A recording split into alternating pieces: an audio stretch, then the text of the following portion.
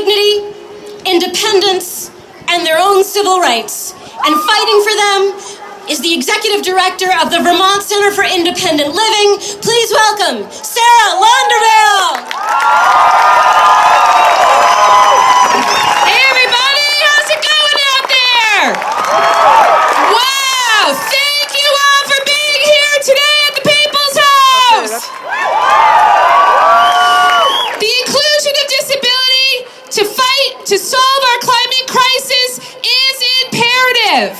1 in 5 Vermonters has a disability, from physical to sensory, intellectual, and mental health. We come from a position of having pride in who we are as people with disabilities and embracing our differences while seeking justice around the barriers that we face. My kids are joining me. In that work, we seek allies who can help make systematic change in our world. Disability and health issues rise when climate issues rise. Greater heat waves cause more asthma and stroke, and disease spreads more quickly. In Vermont, people struggle and need additional supports to help them survive on those hot days. People experiencing environmental sensitivity are on the rise too, and are forced to stay in their own homes because their bodies are compromised outside. They are often dismissed by fellow Vermonters, but they are truly the best allies in the battle for environmental justice. During Hurricane Katrina, 60% of the deaths were people ages 65 and older. And by 2030, it is projected that 350 million people worldwide will be affected by natural disaster. We cannot continue on a path of destruction that harms people with disabilities. When a storm hits, the destructive path leaves behind the souls of those who are often forgotten. When Hurricane Irene hit Vermont, some of you remember that our Vermont State Hospital was flooded, and people who have psychiatric disabilities were displaced and moved to different locations throughout our state.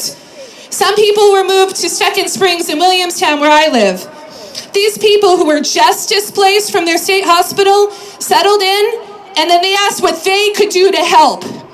The people who many often dismiss or make fun of or don't want to talk to because of the stereotype associated with psychiatric disabilities were asking to help others. And they did. They were matched with elders in Northfield who needed assistance cleaning up their homes. They picked up the glass in broken homes. They shared their stories, and they were part of the solution.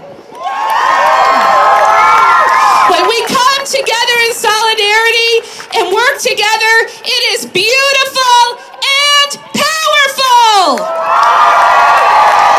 Everyone in is really about everyone in. Our environment and our humanity depends on it. This is where our worlds need and must intersect. Government taking control and not being accountable to the people puts us on a path towards destruction. We will not let our government pit us against one another. And that's right.